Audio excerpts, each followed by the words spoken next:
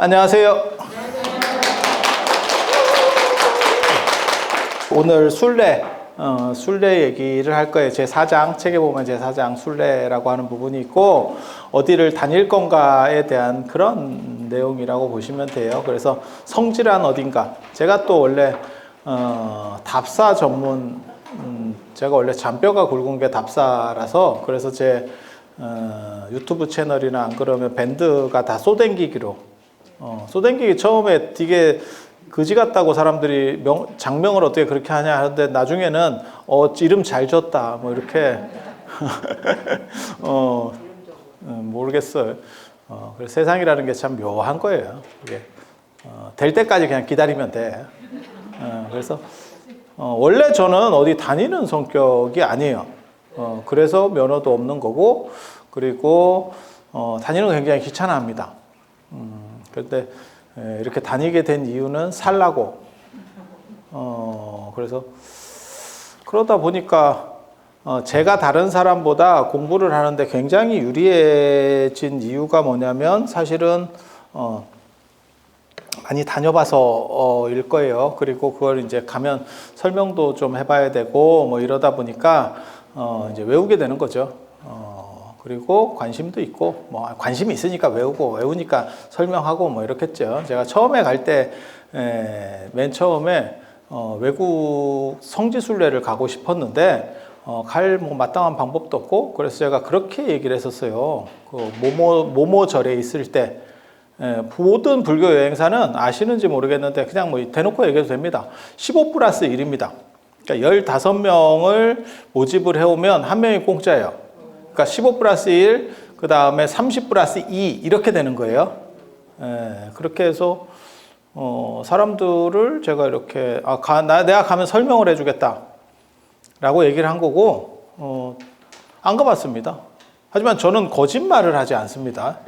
나는 해주겠다 그랬지 가봤다는 얘기는 안 했어. 나랑 같이 가면 내가 설명을 해주겠다. 그렇게 해서 이제 설명을 가서 해줬어요. 어떻게 했냐면, 뭐, 그냥 있는 곳 다 찾아가지고 외워갖고 가면 되지 뭐. 뭐가 힘들어. 그래서 그렇게 이제 하게 돼서, 진짜 많이 다녔죠. 지금은, 몰라요. 코로나라서 요즘, 개점 휴업 중인데, 코로나 전에는 제가, 1년에 거의 한 2달 정도 외국에 나갔죠. 그래서, 엄청나게 많이 나가기도 했었고, 또 뭐가 있었냐면, 진짜 앞거는, 오는 날, 그 다음날 출발해가지고, 그래서 제가 기가 막힌 사연이 있었잖아요. 이제 승가대에서 총장 스님이 이렇게 교수들 연수를 시켜줬는데, 그거 가는 날, 그 전날에 제가 추운 쪽에 갔다가, 그게 이제 어디였냐면, 보르부드르 사원이라고 자바섬이에요. 제가 발리 쪽으로 가야 됩니다. 그래서 그게 이제 비와 김태희 선생이 그 당시에 신혼여행 왔을 때 우리도 같은 공간 속에 존재하고 있었어. 봤느냐? 못 봤지. 같은 지역에 있었어. 같은 지역에. 그랬는데 저는 추운 쪽에 가서 왔다가 그쪽은 또 더운 쪽이거든요. 그래서 겨울은 입고 참 진짜 더운 지역을 다녔죠. 사람들이 환자인 줄 알고 공항에서 자고 그 다음날 바로 출발하는 이건 뭐 거의 뭐 여행사 가이드 같은 그래서 그런 일도 있었고 그때 진짜 내가 이런 말을 해도 되는지 모르겠다. 그때 제가 모시던 총장 스님이 나중에 이제 총무원장 스님이 되셨는데 그때 또 그 어른이 카메라 이런 걸 또 사진 찍어주는 걸 좋아하세요. 그래서 카메라를 이렇게 이만한 카메라를 갖고 가셨는데 들을 사람이 없어. 그래서 주변을 다 봤더니 내가 제일 젊은 거야. 이게 나 겨울옷인데 가뜩이나 그냥 가만히 있어도 땀이 삐질삐질 나는데 그래서 그것까지 내가 들고 이제는 말할 수 있다. 이제 총무원장 선생님도 임기도 끝났고 이제는 말할 수 있다. 그때 진짜 더웠습니다.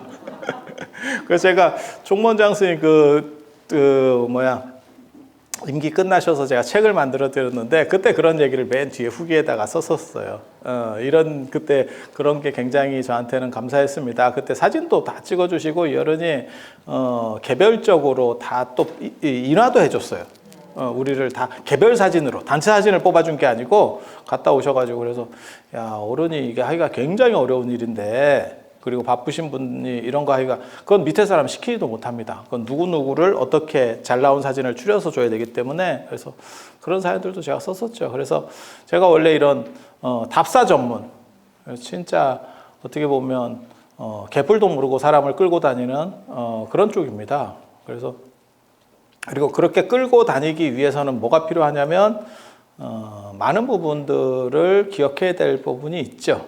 그래서 저는 답사단이라고 사람들에게 많이 얘기해요. 그리고 그게 어느 정도 이상만 다니게 되면 공부하고 기억하는 데 있어서 참 좋은 게 답사. 그리고 특히 이제 성지순례로 다니게 되면 또 거기에 무슨 일이 있냐면은 그래서 좋은 기운을 많이 받죠. 그래서 기도하고 그 성지에 가서 이야기하고 기도하고 이러면 뭐 그 이상 좋은 일도 없죠. 그리고 오래된 성지들은 다 뭔가 영험한 뭔가 에너지가 있어요. 그렇지 않으면 1000년, 1500년 이런 정도의 세월에 다 없어져 버려요. 그러니까 마치 뭐하고 똑같은 거냐면 우물도 좋은 우물이 있고 나쁜 우물이 있어요. 저희 어렸을 때만 하더라도 집집마다 시골에는 우물이 있었어요. 우물을 막 파고 그 시절만 해도 그런 시절이었거든요. 그보다 조금 위에 가면 우물도 없고 이제 진짜 물 길어다 먹던 시절이고 저희 어렸을 때는 이제 우물들을 개인 집들이 우물들을 많이 파고 우리나라는 산이 많아서 밑에 수맥이 많다 보니까 그래서 우물들을 많이 파던 시절이거든요. 근데 그 우물들을 나중에 이렇게 보면 어떤 거는 다 막혀서 안 나오고 진짜 좋은 우물만 계속 나옵니다. 진짜 좋은 우물은 지금까지 나옵니다. 참고로 말씀드리면 물이 이렇게 솟구쳐 올라오는 우물이 있어요. 그러니까 이렇게 수맥이 이렇게 수평으로 지하에서 흘러가는 거를 이렇게 뚫는 우물들은 물도 잘 마릅니다. 그런데 이렇게 진짜 거기서 솟구치는 데다가 꽂아놓은 우물들도 있어. 마치 유전에다가 이렇게 파이프 꽂듯이. 그런 데는 전부 명당입니다. 그래서 수맥 흐르는 데는 다 안 좋다던데요. 그건 맞아요. 그러니까 흘러가는 물 위에서 자는 거는 안 좋은데 물이 솟구쳐 오르는 데서 있으면 그거는 굉장히 좋은 명당으로. 그래서 예전에 영험한 데 보면 이제 벌써 얘기가 들어간 거예요. 영험한 데 보면 우물 위에 아니면 연못 위에 그걸 밀고 절을 지었다. 이런 이야기들이 나옵니다. 가장 대표적인 사찰, 신라를 대표하는 최고의 사찰 국찰 황룡사. 그게 연못 밀고 지은 겁니다. 그게 아주 신령한 연못. 그 이름은 전하지 않지만 그래서 용궁의 남쪽에 황룡사, 용궁의 북쪽에 분황사, 거기 용궁이 있었다는 것을 알 수 있는 거기 이제 나중에 손오공도 한번 갔다 오고 심청이 한번 갔다 오고 다 그 근처예요. 그래서 그렇게 이제 사건들이 벌어지는 거고 미륵사도 백제 미륵사지 백제를 대표하는 어떻게 보면 가장 큰 절 미륵사도 그게 이제 연못을 밀고 연못을 다 덮고 지은 절이죠. 그러니까 여러분 생각하고 좀 다르죠. 수맥이 있는 게 당연히 안 좋다라고 생각할지 모르지만 실제로는 이렇게 물이 올라오는 데가 원래 신성한 데였구나 라는 생각을 해볼 수 있습니다. 그래서 약간 관점이 다릅니다. 관점이 다릅니다. 그래서 그런 데와 관련해서는 또 용전설이 있는 거고요. 용전설이 있는 거고요. 그래서 그런 정도 일단 생각을 하시면 되고, 그래서 물에 대한 인식도 사실은 좀 다르다더라.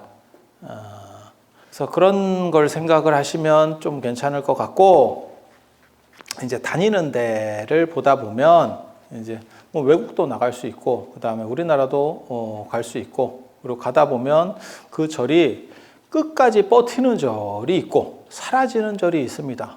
제가 그런 얘기 하거든요. 자장률사가 가장 공을 들였던 절 황룡사입니다. 황룡사, 경주의 황룡사 사라졌습니다. 아이러니하게도 사라졌습니다. 그리고 자장률사가 2대 주지였었거든요. 초대 주지가 환희 스님이었고 2대 주지가 자장률사거든요.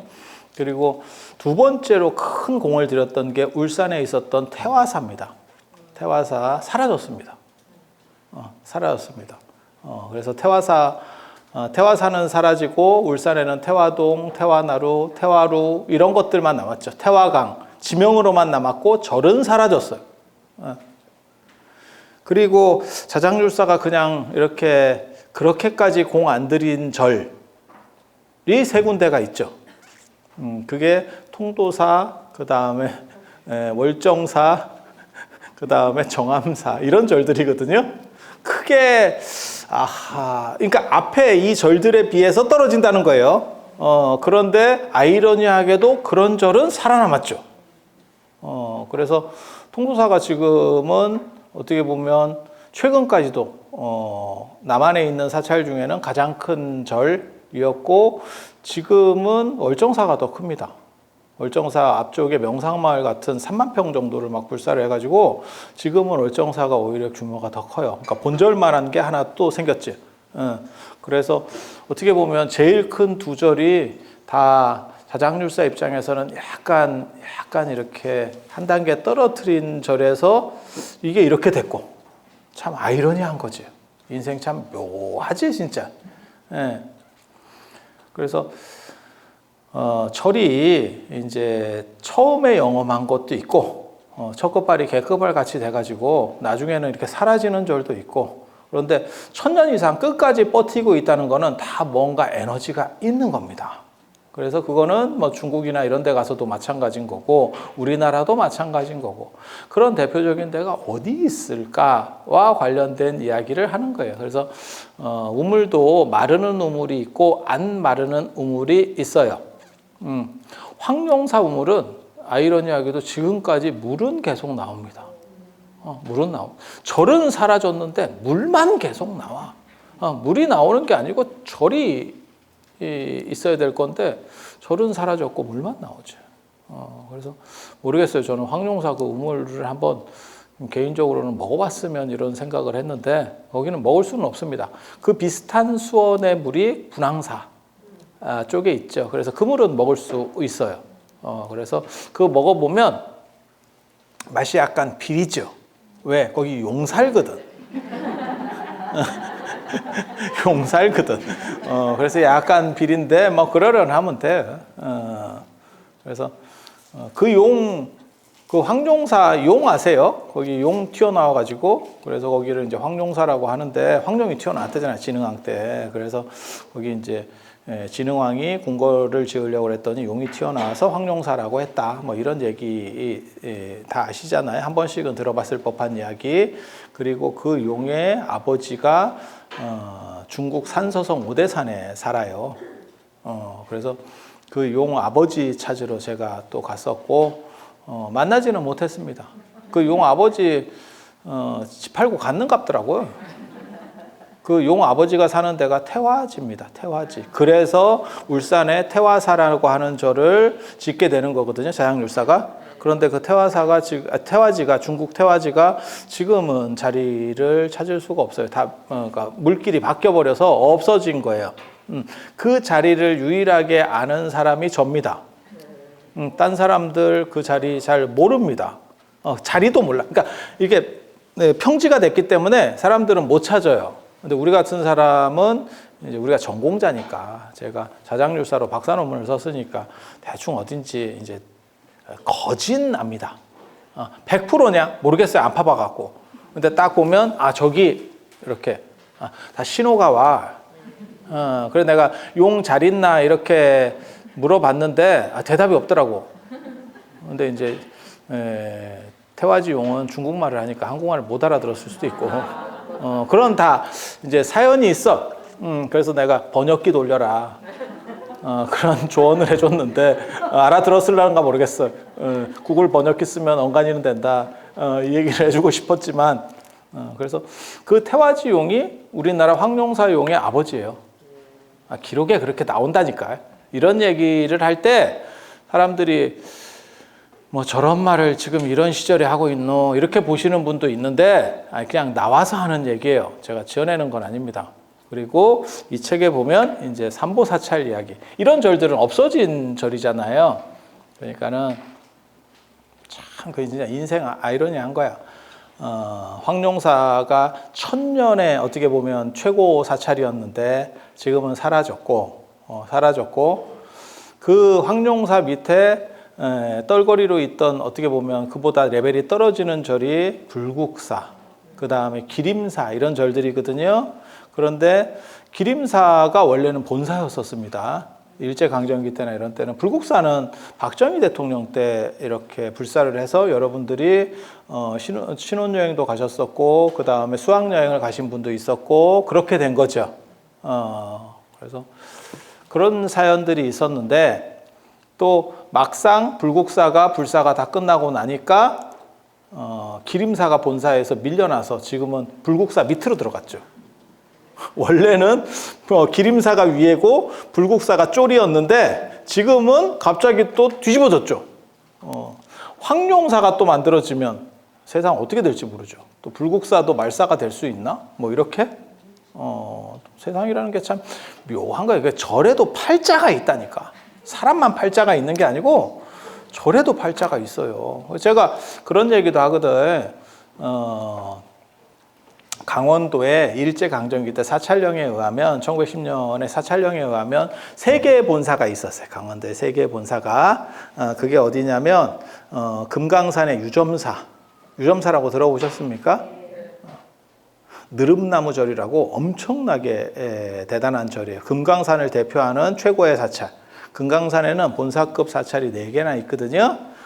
유점사, 장안사, 표운사, 신계사 이렇게 4개가 있고 유명한 절로도 뭐 정양사 뭐 이런 절들이 있어요. 몰라, 나도 안 가봤어. 그런 눈빛으로 보지 마. 나도 안 가봤어. 금강산에 내가 가보고 싶었지만 가려고 시도했을 때 누가 죽었어. 그래서 이미 끊겼어. 금강산 장사 끝났대. 그래서 저도 못 가봤는데 사진이 있어요. 일제강점기 때 조선고적도보라고 찍어놓은 사진들이 있어. 그런데 그 금강산을 대표하는 최고의 사찰이에요. 그리고 금강산 바깥쪽에, 그건 금강산 안쪽에 대표하는 사찰이고 금강산 바깥쪽에 건봉사라고 있습니다. 요즘 살아나고 있는 사찰이 있어요. 요즘 살아나고 얼마 전까지만 해도 38선 그 민통선에 걸려가지고 민간인은 접근이 불가능했는데 요즘은 좀 풀어줘서 거기 이제 조금씩 살아나고 있어요. 그 건봉사 대단한 절이거든요. 조선 초기에 2,000칸이 넘는 아주 뭐 대단한 절입니다. 그런데 그 두 절이 하나는 북쪽으로 붙었고 하나는 38선에 이렇게 갈리다 보니까 둘 다 완전히 뭐 절단이 났어요. 그리고 또 하나의 절이 있었는데 그게 오대산 월정사입니다. 그게 3개의 본사라 그래서 강원도 삼본사라 그래요. 삼본사. 그런데 2개가 완전히 북한 하나는 북쪽으로 넘어갔고 하나는 그 38선에 갈렸고 그다음 오대산도 뭐 전소됐습니다. 일사후퇴 때 아군들에 의해서 전소가 됐어요. 그리고 이제 상원사하고 중대만 하남노 스님이 그 당시에 방장이 종정이셨는데 그때 이제 아군들이 다 아군들이 합니다. 이런 내용들을 사실 사람들이 잘 몰라. 북한군이 많이 파괴한 줄 알더라고요. 근데 대부분 아군들이 합니다. 그리고 그때만 하더라도 진짜 좀 의식이 별로 없었어요. 그러니까 문화재나 이런 것도 없고 그냥 빨갱이들이 내려와서 사용할 수 있다. 그럼 무조건 다 그냥 소각이에요. 해인사 8만 대장경도 그때 날아갈 뻔했습니다. 폭탄 떨어뜨리라고 다 얘기했습니다. 그래서 지금도 해인사 8만 대장경에 가보면 그 안에 그 군인 위패가 있어요. 그분이 막았죠. 자기가 근데 전쟁 상황에서는 여러분 아시는지 모르겠는데 위에서 명령이 뭐 소각, 폭탄 투하 이렇게 명령이 떨어졌는데 자기가 저건 너무 대단한 문화재이기 때문에 저렇게 하면 안 될 것 같아요. 라고 해가지고 어기잖아요. 직결 처분도 가능합니다. 그거 그냥 바로 총살 당할 수도 있는 상황이에요. 그래서 그분이 해인사 8만 대장경을 구해줘서 그 해인사 8만 대장경 안에 가니까 해인사 주지 스님이 저한테 이렇게 제가 구경하고 싶다니까 이렇게 문을 열어주셨거든요. 그래서 여기 웬 위패가 있어요. 그랬더니 그게 그렇게 해서 그분이 해인사 이 팔만대장경을 구해주셔서 여기다 위패를 모시고 우리가 고마움에 대해서 소정의 표시를 하고 있다라고 말씀을 하시더라고요. 그래서 굉장히 아름답다. 저는 그렇게 생각했어요. 그게 물론 뭐 구해준 사람이 꼭 그렇게 해주기를 바라서 한 건 아니겠지만 그런 문화재를 건진 사람들이 여럿 있죠. 그래서 하남 스님 같은 경우는 이제 그 교과서에 나왔어요. 제가 사실은 하남 스님을 처음으로 안 게 그 교과서 때문에 알게 된 거거든요. 그렇게 해서 이제 아군들이 월정사를 다 소각하고 위로 올라왔는데 나중에 상원사를 불태우려고 하니까 잠깐 기다려라 라고 해서 당신이 가사장삼을 수하고 법당에 가서 앉아 계시더라는 거예요. 근데 종정 스님이 그렇게 계시니까 스님이 나오셔야 불을 태울 거 아닙니까? 이랬더니 이제 어차피 승려는 죽고 나면 화장을 하는 거니까 자네들은 그냥 명령에 따르면 되고 나는 이제 화장을 하면 되는 거니까 괜찮네 이러면서 불을 태우라 그래가지고 근데 그런 상황에서 이게 쉽지 않죠. 누구도 쉽지 않죠.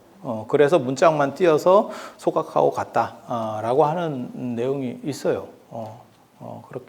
그렇게 해서 이제 중대 정멸보궁하고 상원사는 건져지고 이제 월정사는 소각이 되고 월정사 외에 다른 정각들 다 소각됐습니다.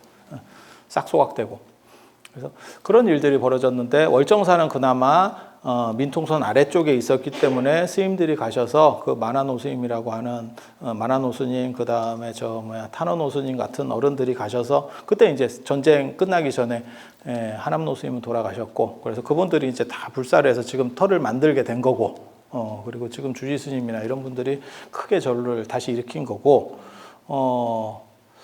금강산 유점산은 뭐 좀 북한에 있으니까 뭐 빼도 박도 못하는 상황이고 그리고 건봉사 같은 경우는 최근에 민통선에서 좀 풀어주니까 사람들이 왔다 갔다 하는 거 그전에는 뭐 들어가지도 못했죠.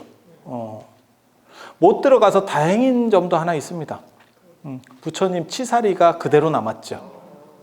그게 만약에 사람들이 왔다 갔다 했으면 그게 없어졌을 수도 있는데 민통선에 묶여버리니까 사람들 접근이 안 되는 거죠. 그래서 치사리. 그래서 건봉사 그 치사리는 아주 유명한 겁니다. 여러분 기회 되시면 꼭 가서 이렇게 보실 수 있도록 친견하시고 그렇게 하실 수 있도록 하세요. 왜냐하면 그게 통도사 겁니다. 원래는 통도사께 옮겨가다가 거기에 치사리를 남긴 거라서 그거는 통도사 가도 못 봅니다. 그러니까 다 이게 우리나라 보궁들이 자장율사께서 중국 오대산에서 문수보살님을 친견하고 부처님 사리를 모셔와서 보궁들을 이렇게 만드는데 그 중에 이제 황룡사에 제일 많은 사리를 모셨고 그리고 태화사 그 다음에 통도사 그 다음에 월정사 이렇게 모시거든요. 이 사리들이 나중에 조금씩 이동하면서 이렇게 옮겨가는 거예요. 그리고 이제 그렇게 옮기는 이유 중에는 가장 큰 이유는 임진왜란이 있어서 통도사 사리들이 조금씩 움직여요. 그때 일본이 탈취할 수 있다 이렇게 해서 이제 스님들이 뺏어 옮기거든요. 그래서 그런 사연들이 있습니다.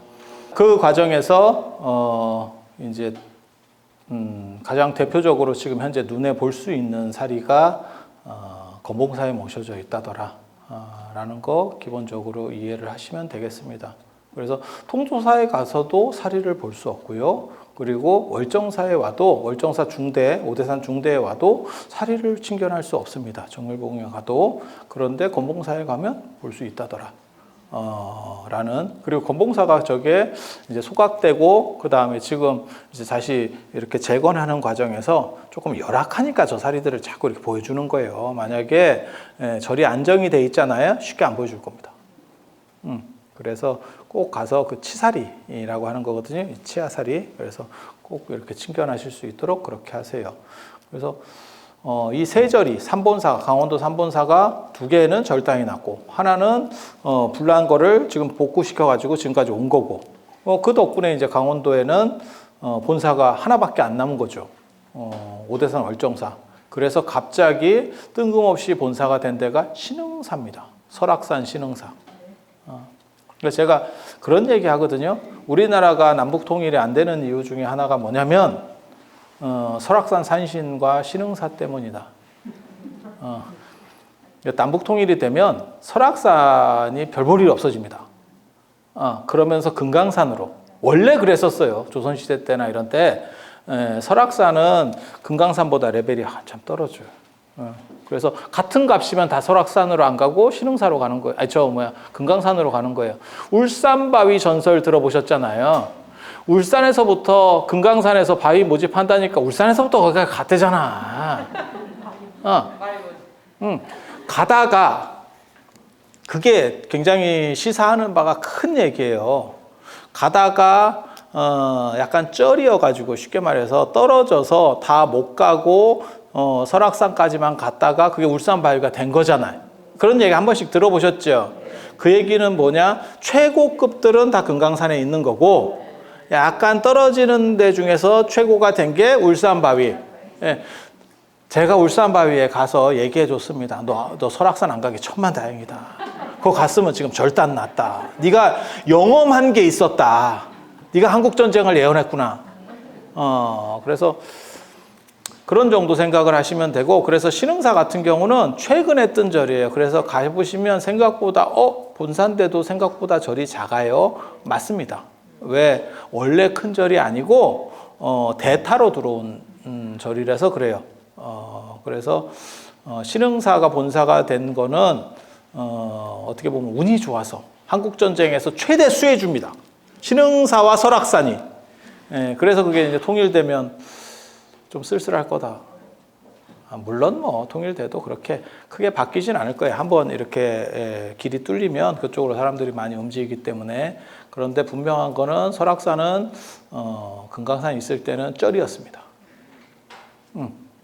그리고 금강산은 레벨이 워낙 높아가지고 중국의 명태조 주원장도 금강산에 대해서 알고 있을 정도로 그렇게 대단한 명성이 있었던 거예요. 그리고 원나라 때는 금강산에 강근강이나 안 그러면 기황후나 이런 사람들이 다 순제도, 황제도 어향사를 보냅니다. 그러니까 나 대신에 기도하고 오세요라고 해서 이렇게 보내요. 그래서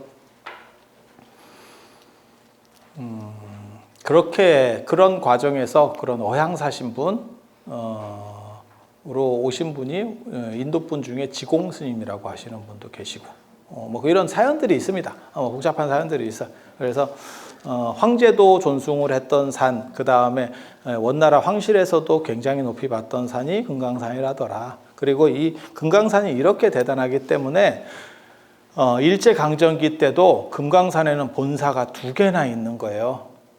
하나는 금강산 유점사, 하나는 금강산 건봉사. 산 하나에 본사가 2개 있는 산은 딱 2군데밖에 없습니다. 금강산하고 조계산. 조계산의 한쪽에 송광사, 한쪽에 서남사. 근데 서남사가 본산지 잘 모르시는데 서남사는 이제 분규 사찰이 돼가지고 나중에 지금 현재는 조계종 거고 관리는 태고종이 하고 있고 뭐 이렇게. 그래서 이제 서남사가 약간 위상이 약간 저하되는 그런 부분이 있는데, 원래는 일제강점기 때만 하더라도 서남사 말사가 화엄사였었어요. 구례 화엄사가 서남사 말사입니다. 그래서 서남사가 굉장히 위상이 높은 절이에요. 위상이 굉장히 높은 절. 그래서 이런 사연들이 있다더라 라는 정도 이해를 하시고, 이제 중요한 얘기를 할 거예요. 이 책에 보면 제가 삼보사찰에 대해서 언급을 했거든요. 삼보사찰이 뭔지 잘 모릅니다. 정확하게. 우리 다 아는 얘기예요. 삼보사찰 이러면 불보종찰, 통도사, 그 다음에 법보종찰, 해인사, 그 다음에 승보종찰, 송광사, 이렇게 다 알고는 있지만 이걸 삼보사찰이라고 언제 했는지 사실은 좀 불투명. 이렇게 이거를 패키지 상품으로 묶은 사람이 누굴까? 누군가는 묶었거든 지금. 누군가 묶었는데 그게 이제 그 시작이 누구냐와 관련해서 그게 혹시 지공 스님하고 관련된 게 아니냐라는 썰이 있어. 썰이 있는데 후대까지도 그걸 삼보사찰로 이렇게 엮는 구조는 잘 안 나옵니다. 그리고 한국전쟁 이전에 삼보사찰 이러면 먼저 떠오르는 사찰이 있어요. 이 세 절보다. 그게 묘향산 보현사입니다. 묘향산 보현사. 그게 서산대사가 사셨던 주석하셨던 사찰이에요. 저도 무슨 절인지는 정확하게 잘 모르는데 안 가봐서 그래요. 근데 거기가 뭐 아사달이라더라, 당군이 도읍한 데라더라, 뭐 이런 썰도 있을 정도의 장소가 묘향산이에요. 묘향산이 굉장히 뭐 태백산이라더라, 뭐 이런 썰도 있고, 뭐 별로문 썰들이 다 있는데, 그 묘향산 그 보현사를, 그리고 보현사는 이제 보현보살과 관련해서 그런 도량인데, 그 보현사가 삼보사찰이라는 이야기가 있어요. 삼보가 뭐냐면, 묘향산 보현사에 통도사 사리가 있습니다. 원래 있었습니다. 지금 있는지는 모르겠고 있었습니다.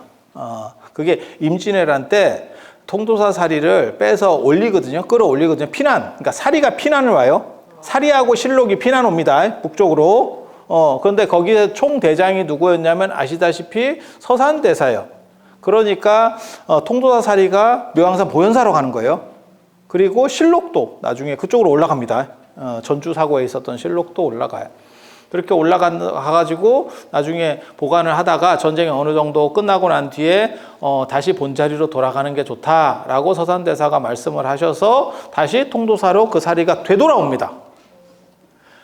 그런데 뺐다는 거죠. 그런데 뺐죠. 그래서 거기에 사리가 남은 거예요. 그래서 불보사찰이라고 하는 거 있고, 그 다음에 법보사찰이라고 하는 거는 나중에 민비가 이제 돌아가시고 난 뒤에는 인현왕후라고 하지만 이제 그 당시에는 민비가 해인사의 대장경을 인출을 해요. 인출을 해서 월정사에도 한부를 주고 보현사에도 한부를 줘. 그래서 대장경이 모셔져 있다 그래서 법보사찰이라고 그렇게 썼었고, 그 다음에 이제 어떻게 보면 조선시대를 대표하는 최고의 고승이 서산대사거든요. 그래서 서산대사를 승보라고 해서 불법승 삼보가 보현사에 다 있다라고 해서 삼보사찰을 보현사를 꼽았던 적이 있습니다. 그렇지만 그것도 오래된 얘기는 아닐 거예요. 왜? 민비가 대장경을 인출해서 보냈을 때는 사실은 그게 그렇게 오래된 일은 아니거든요. 우리가 뭐 민비를 모르는 게 아니니까. 그래서 이런 게 있네? 라고 하는 거고, 그리고 북한에 의외로 뭐 해주 신광사라든지 안 그러면 안변의 서광사라든지 서광사가 무학대사가 왕이 될 거를 풀었다라고 하는 절이거든요. 그래서 무학대사가 이성계가 이제 꿈꾼 거를 풀어준 사찰. 한 번씩은 들어보셨을 거예요. 이성계가 뭐 꿈에 석가래 3개를 등에 지고 나오는 꿈을 꿨다. 이런 얘기 들어보셨습니까? 요즘 애들은 아마 못 들어봤을 거고, 연세 드신 분들은 이거 저희 어렸을 때만 해도 이게 다 전설의 고향급 얘기들이거든. 그나마 저니까 전설의 고향이에요. 여러분들은 전설 따라 삼천리잖아. 전설 따라 삼천리. 그게 싹 들어오지. 딱 그게 있어요. 그 영감님 돌아가셨을 거야. 그거 하시던 영감님. 그 라디오에서 그것만 나오면 또 그걸 이렇게 막 귀를 기울여서 들으면서 막 하던. 최근에는 그런 걸 얘기를 잘해주는 게 우리 광호 스님. 신전설 따라 삼천리. 전설 따라 삼천리, 전설의 고향. 광호 스님 이렇게 3대째 이렇게 내려오는 게 있어요. 그래서 그런 게 있고, 그 서광사가 거기서 풀어줬다고, 왕의 될 꿈을 거기서 풀어줬다고 했기 때문에 그 절이 조선시대 때 지원을 많이 받겠죠. 딱 생각을 해봐. 태조 이성계가 어떻게 보면 시작점인데, 조선의 시작점 배꼽 같은 자리인데, 그러니까 거기에 이제 대대적으로 막 밀어주거든요. 그래서 앙변서도 굉장히 큰 절이고, 그래서 삼보사찰을 이렇게 패키지로 먹는 상품이 언제부터 나왔는지 생각보다 정확하지 않아요. 뚜렷하지 않아요. 그리고 여러분들이 기본적으로 알아두셔야 될 거는 불보사찰 통도사가 위상이 굉장히 높은 절이라고 생각하지만 실제로는 아닙니다. 아닙니다. 왜냐하면 통도사는 예전에 종파불교 때는 남산 율종사찰이에요. 율종사찰 좀 떨어집니다. 화엄종 사찰, 교종에서는 화엄종 사찰이 좋은 거예요. 화엄종, 법상종이 화엄종, 법상종, 천태종이 3파전입니다. 교종에서는 화엄종, 법상종, 그 다음에 선종에서는 이 천태종, 그 다음에 조계종이에요. 이렇게. 그래서 화엄종 사찰로 가장 유명한 데는 부석사. 그런데 되게 재밌는 거는 부석사는 애석하게도 희한하게 거기가 본점인데 화엄종은 본점보다 지점이 더 유명해. 그게 해인사입니다. 그게 해인사. 지금도 부석사는 본사가 아니잖아요. 해인사는 본사고. 그게 뭘 생각하시면 되냐면 필라코리아 이런 거 생각하시면 돼요. 필라가 우리나라 게 아닌데 필라코리아가 너무 잘 돼가지고 필라를 인수했지. 아니 맞잖아요. 그렇게 생각하시면 돼요. 그리고 경상도의 해인사, 전라도의 화엄사, 구례 화엄사. 그래서 나중에는 남학, 북학 이렇게 얘기하거든요. 그래서 해인사에는 북학 희랑 스님이 계셨고, 그 다음에 화엄사에는 남학 화엄사에는 관해 스님이 계셨고, 이렇게 그렇게 해서 후삼국 때 굉장히 이렇게 약간 패권을 놓고 각 축전을 벌여요. 근데 누가 이겼냐면 해인사 쪽이 이깁니다. 이유는 뭐냐면 해인사 쪽은 왕건 쪽이었습니다. 지지를 왕건 쪽. 전라도 구례 화엄사 쪽은 누구를 지지했을까요? 이게 비극이지. 견훤이지, 견훤. 만약에 견훤이 이겼으면, 견훤이 이겼으면 어떻게 보면 화엄종의 최고 주가를 달리는 게 화엄사가 됐을 수도 있어요. 그런데 우리는 역사를 알잖아요. 견훤은 끝났지. 끝났지. 그 덕분에 우리가 여기서 큰 교훈을 얻을 수 있죠. 줄을 잘 서야 된다. 그때나 지금이나 인생은 줄이다. 이게 딱 이걸 잘해야 된다. 이런 생각이 드는 거죠. 그래서 명함이 갈리는 사건이에요. 그래서 해인사는 사실은 어떻게 보면 화엄종을 대표하는 최고의 사찰 중에 하나예요. 그래서 그 사찰 굉장히 좋은 거예요. 그래서 이렇게 얘기해도 되는지 모르겠는데 통도사, 제가 원래 본사가 통도사인데 통도사보다는 해인사가 레벨이 좀 높죠. 이유는 뭐냐면 사분율종은 종파로 얘기하면 훨씬 작은 종파입니다. 훨씬 작은 종파. 그러니까 종단으로 얘기하면 우리 한국 불교에 조계종도 있고 천체종도 있고 예를 들면 진각종도 있고 태고종도 있고 이렇게 하는데 법상종도 있고 원효종도 있고 이렇게 잘 안 들어본 데도 있어. 종파불교로만 얘기하면 통도사가 속해 있는 사분율종이라고 하는 데는 저는 율을 전공한 사람이에요. 그래서 잘 압니다. 그 도선율사나 다 알아요. 그런데 그게 좀 떨어지는 종파입니다. 그러니까 군소종파. 그래서 사강체제 안에 못 들어가는 거예요. 화엄종, 그 다음에 법상종. 법상종의 최대 사찰 어디냐면 법주사하고 금산사입니다. 법주사, 금산사. 그래서 법주사 청동미륵대불. 금산사의 금산사 미륵전 유명하잖아요. 그 세 분 이렇게 김복진 씨가 최근에 만든 그 불상 세 분. 그래서 그렇게. 그래서 미륵 부처님을 모시는 게 법상종이라더라. 그 다음에 비로자나 부처님을 모시면 화엄종이라더라. 이렇게 생각하시면 되고, 그러다 보니까 어떤 의미에서는 사실은 통도사보다 해인사가 이렇게 좀 레벨이 높다라고 보시면 돼요. 그리고 해인사는 사실은 법보종찰도 아니죠. 왜냐하면 해인사에 원래 팔만제장경이 있었던 게 아니니까. 그래서 원래 강화도 쪽에도 있었고, 그 다음에 나중에 대구 부인사 쪽에도 있었고 하다가 나중에 결국 옮겨진 거잖아요. 1398년에 옮겨지니까 해인사를 법보종찰이라고 말하려면 최소한 1398년 이후구나. 유서 깊은 건 아니구나. 저게 옮겨온 거니까 자기네가 그 자리에서 만든 것도 아니고. 그렇게 생각해 보면 야, 이게 쉽지 않구나 라는 생각을 해볼 수가 있죠. 그래서 해인사는 원래 레벨이 굉장히 높은 절. 천태종 관련해서는 어느 절이 가장 유명할까요? 유명한 절 들어보셨어요 혹시? 네? 단양 구인사 이런 데는 요즘 만들어진 천태종이고 예전 천태종이 언제 만들어지냐면 우리나라에서 언제 만들어지냐면 고려 시대 때 어떻게 보면 세종 같은 분이 있어요. 문종이라고 고려 문종의 넷째 아들인 의천 스님이 있어요. 대각국사 의천 스님. 그분이 천태종을 만듭니다. 천태종을 그 당시에 화엄종하고 선종이 이렇게 알력 싸움이 있었어. 그러니까 이분이 문종의 넷째 아들이거든요. 왕자예요. 그래서 아버지가 우리 집에 아들이 넷이나 있는데 한 명 정도는 출가해야 되지 않겠니? 라고 했더니 제가 하겠습니다. 이라고 손들어가지고 출가하신 아주 대단한 분이에요. 그런데 당신이 이제 임금님 아들이다 보니까 아무래도 불교를 통합해서 국가를 좀 더 튼튼하게 하는 게 좋겠다. 라고 해서 당신은 화엄종에서 출가를 했는데 이게 밥 먹기 쉽지 않다는 거야. 그래서 제3의 중립지대를 하나 만들어야겠다. 그렇게 해서 중국의 송나라에 유학을 갔다 오면서 천태종을 들여옵니다. 그 당시에 천태종이 없었습니다, 우리나라에.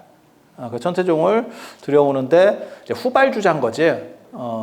화엄종은 의상대사부터 시작을 하니까 자장률사 의상대사부터 시작하니까 삼국시대 그 다음에 통일신라 초기에 시작이 되는 거고 그 다음에 이제 선종 같은 경우는 구산선문이 통일신라 말에 시작이 되거든요. 그러다 보니까 진전사 도의국사 그 다음에 명주의 강릉의 뭐 굴산사 뭐 이런 데서 시작이 되니까 그래서 800년대에 시작이 되는 거고 지금 이 천태종 같은 경우는 고려 중기니까 훨씬 뒤로 1100년 되니까 그래서 늦게 그러다 보니까 무슨 일이 벌어졌냐면 개성에다가 갖다 박은 거죠.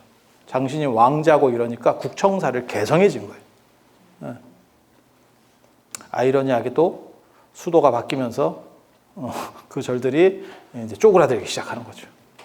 그리고 남쪽에는 이 천태종 사찰이 큰 게 별로 잘 안 만들어졌던 것 같아요. 그래서 천태종이라고 딱 얘기할 만한 본사급의 굉장히 큰 사찰, 뚜렷한 사찰 별로 없습니다. 남쪽에는 뭐 그렇게 되는 거예요. 그리고 조계종 사찰, 조계종을 대표하는 사찰, 없어진 사찰 중에는 이 사굴산문의 굴산사 강릉에 있었습니다. 강릉에 그 사찰 대단한 거고. 그리고 뭐 저기 실상사, 남원의 실상사 뭐 이런 거 있는데 다 때려치고 사굴산문을 대표하는 사찰 이러면 송광사입니다. 송광사는 진짜 위대한 사찰이라고 할 수 있어요. 개성에 있는 사찰들이 다 큰 거거든요. 다 좋은 사찰은 고려시대 때 개성에 있었습니다. 그래서 넘버1의 사찰은 흥왕사입니다. 여러분이 이제 못 들어보셨을 건데 그건 개성을 대표하는 어떻게 보면 경주를 대표하는 사찰이 황룡사인 것처럼 개성을 대표하는 사찰은 흥왕사였습니다. 그런데 이제 다 사라지게 된 거죠.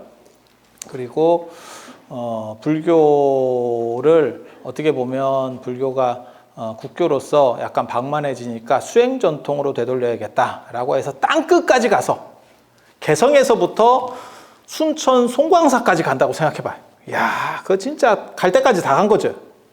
조금만 더 갔으면 일본이죠. 그러면 우동 먹고 오죠. 그래서 끝까지 간 거예요. 그 총구석에서 총발 날리면서 거기서 이제 어떻게 보면 수행 정신을 다시 환기시키고 되돌리는 그리고 그게 어떻게 보면 한국 불교의 저력인데 그런 운동에 많은 사람들이 동참을 하게 되는 거죠. 그게 맞아요 라고 생각을 한 거죠. 그래서 사람의 향기라고 하는 것은 바람을 거스르는 겁니다. 이게 굉장히 좀 멋있는 말. 모든 향기는 바람을 거스를 수 없지만 사람의 향기는 바람을 거스를 수 있어요.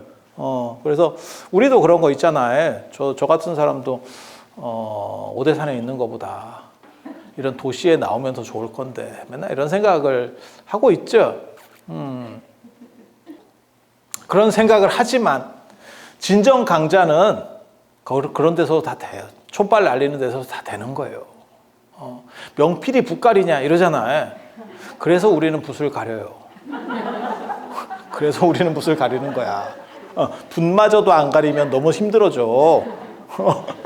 왜 음식점도 그런 거 아니에요? 일단 그냥 언간한 사람들은 터가 좋은 데가 좋은 거고, 쉽게 말해 상권이 있는 데가 좋은 거고, 진짜 레벨이 높으면 그러면 그거 초월이죠. 사람들이 찾아오잖아. 그걸 제가 어디서 봤냐면 제가 월정사에 살면서 이게 진짜 저게 되는구나 라는 생각을 테라로사로 했어요. 테라로사가 그 진짜 저 강릉의 촌동네에 있었거든요. 창고 같은 그게 뜨기 전에 제가 제 아는 스님이 거기 그런 거 있는데 한번 가볼래? 이래서 한번 가봤어요. 우리는 커피를 뭐 그렇게 좋아하진 않는데 사준다니까 갔어. 그리고 거기서 나 커피 묘목 하나 사왔다. 자꾸 찝쩍거리니까 그 스님이 하나 사줄까? 이래서 그래 방에다 갖다 놨는데 말라 죽더라고. 그래서 내가 이게 물이 필요한 게 아니고 우유를 좀 주면, 내가 무슨 생각했냐면 예전에 우리 어렸을 때 이게 나무가 시들시들하면 막걸리를 그래서 우유를 좀 줘볼까? 이래가지고 내가 했더니 더 빨리 죽던데? 그래서 내가 커피는 우유 싫어하는가 보다. 이 생각했다. 얘 우유 안 마시는구나. 얘는 유당을 분리할 수가 없는가 봐. 분해할 수가 없는가 봐. 약간 영감님들인가? 소화 못 시키나? 그런 생각을 했었어요. 그래서 이 송광사 진짜 대단한 절이에요. 어떻게 보면 지역을 넘어서서. 근데 테라로사도 엄청 잘 돼가지고 지금은 막 서울이나 이런 데 분점도 내고 막 이러잖아. 그죠? 그래서 참 뭔가 내공으로 승부를 해야지 붓 갖고 되겠냐. 하지만 붓도 없으면 너무 슬프다. 우리는 또 그런 소신이 있잖아. 명필은 붓을 안 가리기 때문에 나는 붓을 가린다. 이거 굉장히 좋은 얘기예요. 꼭 이렇게 능력은 안 되는데 눈높이만 높은 사람도 있어. 아니야, 우리는 정확하게 내 자신을 잘 안다니까. 나는 붓을 가려야 돼. 그렇게 해서 송광사에 16명의 국사가 뭐 나온다 이러는데 실제로는 15분이고 왕사까지 치면 뭐 나홍 스님도 있고, 그 다음에 무학대사도 있고, 그 다음에 화남 혼수 스님은 국사였구나. 그렇게 해서 그런 분들까지 왕사까지 치면 더 많아요. 한 16분 정도 될걸? 16분이 아니고 20분이 넘을 거예요. 제가 알기로는. 그래서 대단한 절입니다. 그래서 제가 나홍 스님 박사 논문 쓸 때도 제가 그런 걸 하거든요. 나홍 스님이 왕사가 되고 난 뒤에 송광사 주지로 부임을 해요. 그 이제 왕사의 하산소라고 하는 건데, 어떻게 보면 왕사의 권위를 높여주기 위해서 딱 가장 큰 절의 주지로다가 딱 발령을 해주는데, 그게 송광사예요. 그러니까 개성에 흥왕사도 있었고 국청사도 있었는데 그런 절들을 능가하는 게 이미 송광사였던 거야. 그런데 그때 어떤 표현이 나오냐면 동방제일도량이라고 하는 대단한 게 나와요.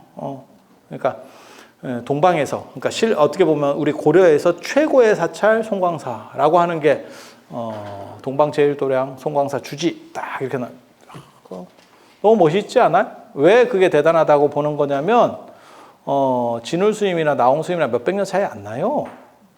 그렇게 큰 차이가 나는 분이 아니에요. 지금 우리 입장에서는 굉장히 많이 차이가 나지만, 그러니까 송광사 만들어진 지 한 200년밖에 안 된 거예요. 막말로 얘기해서. 200년 좀 넘게 된 거죠. 한 250년 정도 됐는데, 그런데 250년 만에 사람들로 인해서, 수행자들로 인해서 최고의 사찰 이름을 들었으니까. 그렇잖아. 그리고 여러분들 그거 아세요? 큰 절들이라도 큰 스님이 나오는 절이 있고 그냥 오래된 절이 있어요. 그 절 역사를 따져보면 개창자는 다 큰 스님입니다. 처음 시작했던 분들은 다 큰 스님입니다. 그거 빼고 중간에 이렇게 사람들이 몇 명이나 있느냐 이렇게 보면 의외로 별로 없습니다. 그래서 송광사 참 대단한 절, 개인적으로 좀 가서 살고 싶기도 하지만 우리는 경부선 라인으로 다니기 때문에 호남선 조금 힘듭니다. 조금 힘들어. 그래서 삼보사찰 중에서 어떻게 보면 최고의 인간 승리라고 하는 거는 송광사. 그 다음에 해인사는 운이 좋아서 얻어 걸려서 법보종찰. 화엄종 레벨에서는 엄청 높은 사찰인데 법보라고 하는 이름을 쓰기에는 좀 그렇다라는 얘기를 하는 거예요. 왜냐하면 그거는 이운돼서 온 거니까. 그리고 이제 저 자장률사가 부처님 정골사리를 모셨습니다. 통도사에. 이 사리 얘기는 좀 이따 또 할 거예요. 그 오대보공 얘기할 때. 그래서 그 정골사리를 모신 통도사. 그런데 어떻게 하다 보니까 이 세 사찰이 이렇게 묶이면서 삼보사찰이라는 걸 형성하게 됐다더라.